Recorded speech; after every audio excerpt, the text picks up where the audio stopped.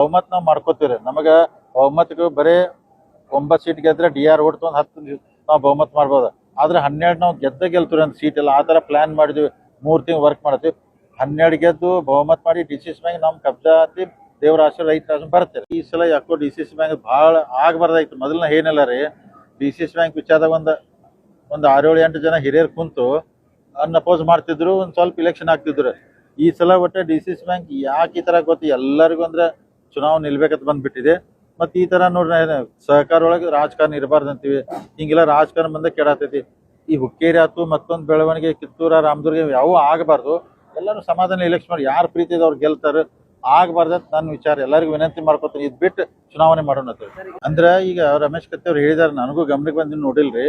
ಅದಕ್ಕೆ ಆಮ್ಯಾಗ ಉತ್ತರ ಕೊಡ್ತೀನಿ. ಆದ್ರೆ ಇಲ್ಲಿ ಬೇಡ, ಹುಕ್ಕೇರಿ ಸಂಕೇಶ್ವರದಾಗ ಹೋಗಿರ್ತಾನಲ್ಲ ರೀ ಇನ್ನೊಂದು 2-3 ಅಂದ್ರೆ ನೋಡ್ಕೊಂಡು ಸಮಾಧಾನ ಇಲ್ಲ. ನಾವೇನು ಯಾರ ಜೊತೆ ಜಗಳಿಲ್ಲ, ಏನೂ ಇಲ್ಲ ರೀ. ಯಾಕೆ ಡೆಮೋಕ್ರಸಿ ಮಾತಾಡಕ್ಕೆ ಎಲ್ಲರಿಗೂ ರೈಟ್ಸ್ ಇರ್ತೈತಿ. ಅವರು ಮಾತಾಡ್ತಾರೆ, ನಾವು ಮಾತಾಡ್ತೇವೆ. ನಾವು ಯಾವ ಜಗಳ ಮಾಡೋದಿಲ್ಲ. ಆದ್ರೆ ಯಾವ್ಯಾವ ವಿಷಯ ಕ್ಲಾರಿಫೈ ಮಾಡ್ಬೇಕಲ್ಲ ಅವನಷ್ಟು ಮಾಡ್ತೀವಿ. ಉಳಿದದ್ದು ಇರ್ತೈತಿ ರಾಜಕಾರಣ. ಮತ್ತು ಈ ಚುನಾವಣೆ ಬಂದ ಈ ಸರ್ಕಸು ನಾಟಕಗಳು ಹಿಂಗೆ ನಡೀತಾವ್ರಿ. ಎಲ್ಲ ಮಂದಿ ಎಲ್ಲದಕ್ಕೂ ಚಪ್ಪಾಳಿ ಬಿಡ್ತಾವ್ರಿ. ಏನು ಮಾಡಕ್ ಆಗೋದಿಲ್ಲ. ಸಮಾಧಾನಲೇ ಉತ್ತರ ಅಲ್ಲಿ ಹುಕ್ಕೇರಿ ಸಂಕೇಶ್ವರ ಹೋದಾಗ ಯಾವ ಕ್ಲಾರಿಫೈ ಮಾಡಕ್ ಮಾಡ್ತೀವಿ, ಅವಶ್ಯಕತೆ ಮಾಡೋದಿಲ್ಲ. ಬಟ್ ಸಮಾಧಾನ ಎಲೆಕ್ಷನ್ ಮಾಡೋಣ. ಈಗ ಹುಕ್ಕೇರಿದ ನೋಡೋಣ ಅದು, ಯಾಕಂದ್ರೆ ಅಲ್ಲಿ ಉಸ್ತುವಾರಿ ಸಚಿವರೆಲ್ಲ ಫೈಟ್ ಮಾಡತ್ತಾರ್ರಿ. ಸೊ ರಿಸಲ್ಟ್ ಏನಾಗ್ತೈತಿ ನೋಡೋಣ. ಓವರಾಲಿ ಡಿಸ್ಟಿಕ್ ಹೇಳ್ಬೇಕಂದ್ರೆ DCC ಬ್ಯಾಂಕ್ ನಾವು ಗೆಲ್ತೀವ್ರಿ. ಓವರಾಲ್ ಇತರದ ಹುಕ್ಕೇರಿ ರಿಸಲ್ಟ್ ನೋಡೋಣ ಏನಾಗುತ್ತೆ. ಫೈಟ್ ಇದೆ. ಸೊ ಓವರಾಲ್ ನಾವು ಮೆಜಾರಿಟಿ ಮಾಡ್ಕೊಂಡು ಬಹುಮತ ಮಾಡೋಂಥ ಕೆಲಸ ನಾವು ಮಾಡ್ತೀವಿ. ಸಮಾಧಾನ ಎಲೆಕ್ಷನ್ ಮಾಡ್ತೀವಿ. ಅವ್ರೇನು ಮಾತಾಡಿದ್ರು ನಾವು ಭಾಳ ತಲೆ ಕೆಡ್ಸೋದಿಲ್ಲ. ನಮ್ಮ ಕೆಲಸ ನಾವು ಏನು ಮಾಡಬೇಕು ಮಾಡ್ತೀವಿ.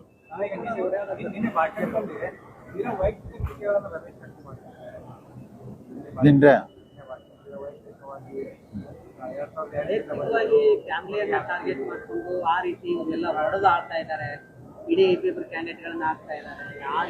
ಈಗ ನೋಡ್ರಿ ಅಲ್ಲಲ್ಲ, ಈಗ ರಾಜಕಾರಣ ಅಂದ್ರೆ ತಂತ್ರಗಾರಿಕೆ ಎಲ್ಲ ನಡೆಯುವ.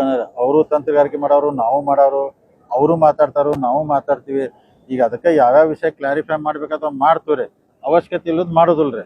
ಈಗ ನೋಡಿ ಚುನಾವಣೆ ಮಾನ್ಯ ಸತೀಶ್ ಜಾರಕಿಹೊಳಿ ಅವರು, ಅಣ್ಣಾಸಾಹೇಬ್ ಜೊಲ್ಲೆ ಅವರು ನಾವು ಕೂಡಿ ಮಾಡತ್ತೀವಿ. ಸೊ ಮತದಾರಿಗೆ ವೋಟ್ ಹಾಕತ್ ವಿನಂತಿ ಮಾಡ್ಕೋತಾರೆ. ಫೈನಲಿ ಡಿಸಿಷನ್ ಮತದಾರ ಮಾಡ್ಬೇಕಲ್ಲ ರೀ. ನಾವು ಹೇಳ್ತೀವಿ, ಅವ್ರು ಹೇಳ್ತಾರೆ. ಇನ್ನು ಮತದಾರ ಏನ್ ನಿರ್ಣಯ ಕೊಡ್ತಾರಲ್ಲ ಅದನ್ನ ಸ್ವೀಕಾರ ಮಾಡೋಣ್ರಿ.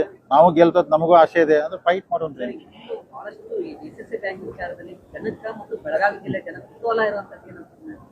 ಲಕ್ಷ್ಮಣ್ ಸವದಿ ಅವರು ತಮ್ಮ ಜೊತೆ ಇದ್ದಾರ ಅಥವಾ ಏನೋ ಅವ್ರು ಬೇರೆ ಆಗಿದಾರ ಅಥವಾ ಏನಾಗಿದೆ ಅಂತ ನೀವ ಲಕ್ಷ್ಮಣ್ ಸವದಿ ಆತನಿಗೆ ಹೋಗಿ ಕೇಳ್ರಿ. ನೀವ ಹೋಗಿ ಕೇಳ್ರಿ. ಈಗ ನಿಮಗೂ ಮೊದಲು ಹೇಳಿನಲ್ಲ ನಾವ್ರಿ, ಅತನಿ ಕಾಗವಾಡ ನಾವು ಚುನಾವಣೆ ಮಾಡೋದಿಲ್ಲ, ಚಿಕ್ಕೋಡಿ ಮಾಡೋದಿಲ್ಲ, ಹುಕ್ಕೇರಿ ಮಾಡೋದು ನಮ್ಗೆಲ್ಲ ಪ್ರೆಸ್ ಹೇಳಿನ್ರಿ. ನಾವು 12ಕ್ಕೆ ಮಾಡೋವ್ರ 11 ತಾಲೂಕು ಅದರ ಸೇರಿ 12 ಮಾಡ್ತೀವಿ. ಉಳಿದದ್ ಮಾಡೋದು ಬದಲಾವಣೆ ಪರಿಸ್ಥಿತಿ ಒಳಗೆ ಹುಕ್ಕೇರಿಗೆ ಅನಿವಾರ್ಯವಾಗಿ ಇಲೆಕ್ಷನ್ ಮಾಡುವಂಥದ್ದು ಬರ್ತೀರಿ. ನಾವು ಈಗಾರು ಚಿಕ್ಕೋಡಿ ಅತನಿ ಕಾಗವಾಡದಾಗ ಕೈ ಹಾಕಿಲ್ರಿ. ಅದು ಮಾಡಕ್ ಹೋಗಿಲ್ಲ ನಾವು. ಅಲ್ಲಲ್ಲ ಅಂದ್ರೆ ಈಗ ನೋಡ್ರಿ ನಾ ಏನಲ್ಲ ರೀ, ಕೋಆಪರೇಟಿವ್ ಅಂದ್ಕೊಳ್ಳಿ ನೋಡ್ರಿ.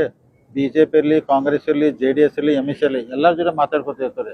ಒಂದೊಂದು ಟೈಮ್ದಾಗ ಮಾತಾಡಿರ್ತಾರೆ. ಅವರು ನಾವು ಮಾತಾಡಿರ್ತೀವಿ.